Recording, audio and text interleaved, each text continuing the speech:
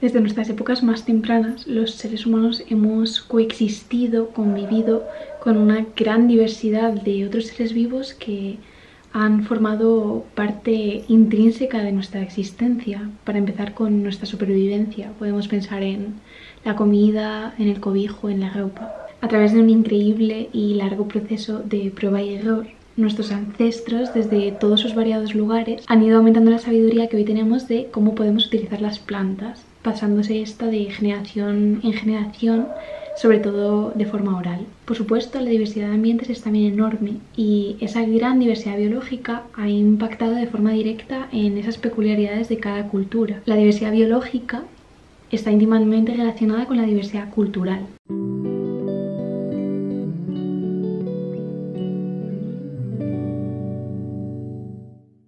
Etnobotánica.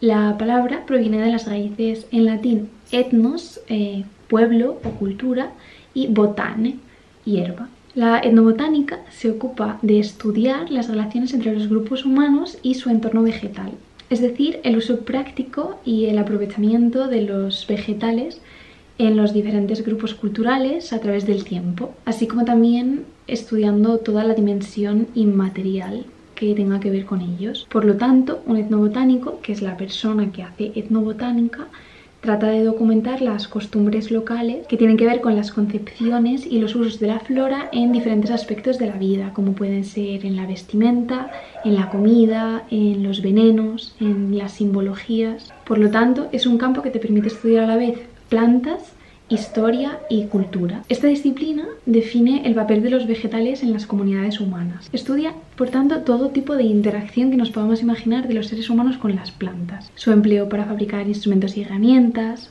para protegerse, por ejemplo, a través de la vestimenta o las viviendas, para alimentarse, para curar enfermedades, para comunicarse, por ejemplo, pensando en el papel y en la tinta, pero también todas sus asociaciones en la vida social, lingüística y simbólica, como por ejemplo estudiando las plantas en la música, en los juegos, los nombres populares de las plantas, la botánica fúnebre. La etnobotánica es mucho más que una lista de curiosidades sobre los usos de las plantas. La verdadera etnobotánica mezcla antropología con biología, permitiéndonos así saber mucho más de las relaciones de los seres humanos entre sí y con las plantas de su entorno. La etnobotánica forma parte de un estudio mayor que sería la etnobiología. Podríamos decir que la etnobotánica incluye a la etnofarmacología, que trata del uso tradicional y los efectos de sustancias que tienen actividad biológica, ya sean plantas, pero también animales. La etnomicología, que realmente sería una disciplina aparte porque no trata de las plantas, trata de los hongos. Podemos pensar en hongos microscópicos y macroscópicos,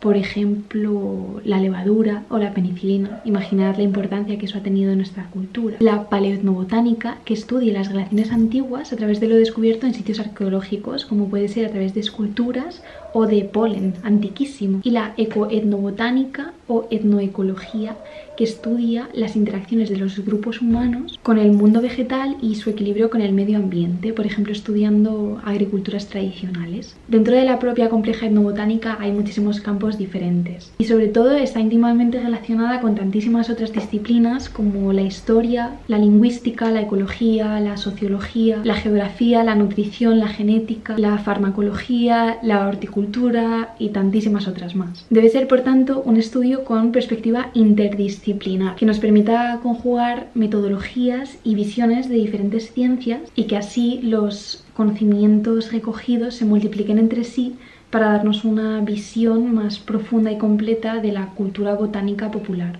El término etnobotánica fue acuñado en 1895 por el botánico estadounidense John Williams Harsberger, refiriéndose por entonces a esta disciplina como el estudio de los vegetales usados por los pueblos aborígenes. Digamos que ese sería el comienzo de la etnobotánica como una disciplina basada en los paradigmas de la ciencia occidental. Pero obviamente la relación en sí de los seres humanos y los vegetales, es decir, el objeto de estudio de la etnobotánica, es mucho más antigua, desde nuestros comienzos. Los primeros trabajos de esa época consistían básicamente en hacer listados de plantas referenciando sus respectivos usos. Sin embargo, según se fue convirtiendo en algo mucho más interdisciplinar, con estudiosos de muchos campos aproximándose a ella, acabó por abarcar todas las relaciones planta-ser humano. Se pueden distinguir en este sentido dos corrientes principales de la etnobotánica según su objeto de estudio. La cognitiva, es decir, cómo perciben los seres humanos la naturaleza, las impresiones, las creencias, las valoraciones sobre las plantas, y la utilitaria, es decir, cómo las usan o manejan. Fue así como, de forma más amplia, ahora podríamos afirmar que la etnobotánica se ocupa en general de estudiar el lugar que tienen las plantas en las culturas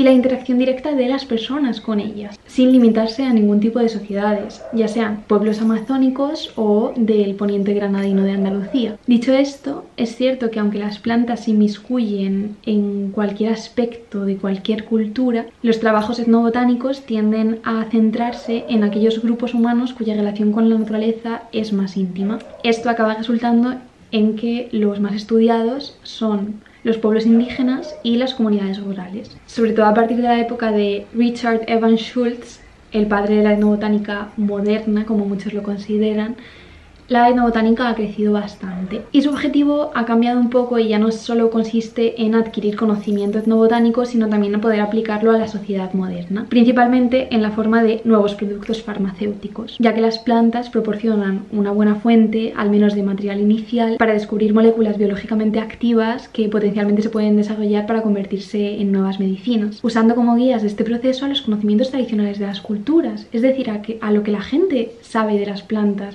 aquellos que ya han tenido una relación directa con las plantas y con sus cuerpos y saben cómo utilizarlas para nuestra salud. Y es que muchas medicinas útiles han sido desarrolladas a través de aproximaciones etnobotánicas. Por el hecho de tratar con seres tan diferentes como los seres humanos, las plantas y todos sus procesos emergentes, en la actualidad la etnobotánica requiere una gran variedad de conocimientos. Entrenamiento botánico para poder reconocer a las plantas, por ejemplo, pero también entrenamiento antropológico para poder comprender cómo se desarrollan las culturas y sus diferentes percepciones, y entrenamiento lingüístico, por ejemplo, a la hora de estudiar pueblos indígenas, entender los términos nativos que se refieren a las plantas y a sus usos. Obviamente esto podría suponer una gran dificultad para el estudio etnobotánico, pero no tiene por qué un etnobotánico saber todo esto, sino que se pueden hacer los trabajos en equipo. Un equipo conformado de gente que sabe cosas muy diversas y que se complementa entre sí, y que siguen una metodología clara y precisa para que la información recopilada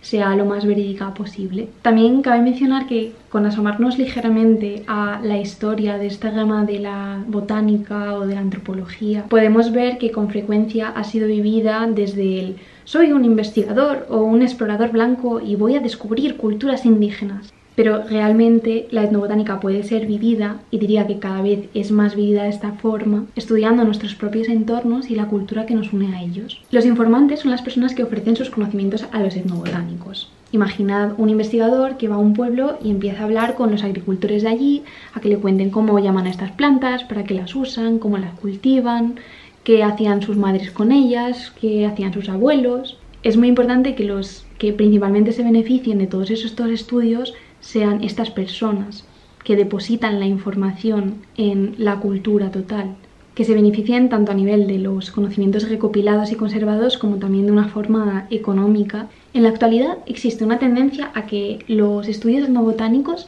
fortalezcan el desarrollo comunitario, sus economías regionales y propicien la conservación de la biodiversidad, no solo cultural, sino también vegetal, biológica. Tanto el despoblamiento rural como los cambios socioeconómicos de las últimas décadas han provocado un salto generacional que casi impide la transmisión oral de estos conocimientos, que es la principal forma en la que se han transmitido desde siempre estos conocimientos de las utilidades de las plantas, por lo que se está perdiendo gran parte de este patrimonio que además todas las culturas tienen, porque, como ya he dicho, el mundo vegetal y nosotros estamos íntimamente relacionados desde nuestros inicios. Es por tanto bastante importante esta ciencia para conservar la sabiduría que los pueblos antiguos ya albergaban, que además marca la identidad, las tradiciones y la personalidad de cada uno. A mí me encanta la etnobotánica porque he aprendido que, curiosamente, a través de lo humano, en vez de caer en falacias antropocentristas siempre temidas en ciencia, puedo conocer mucho más en profundidad a las plantas. Las plantas me hablan de los humanos y los humanos me hablan de las plantas a través de este estudio de nuestros vínculos con ellas. Y así aprendo constantemente de la cantidad de formas de las que dependemos absolutamente de ellas y también de las formas en las que les afectamos. Y descubro así también la estrecha relación que hay entre el patrimonio cultural y el patrimonio natural, porque el ser humano es un componente más de los ecosistemas y por tanto el cuidado de estos tiene que ser integral. Me gusta la etnobotánica porque me habla de nuestra constante reciprocidad con el mundo.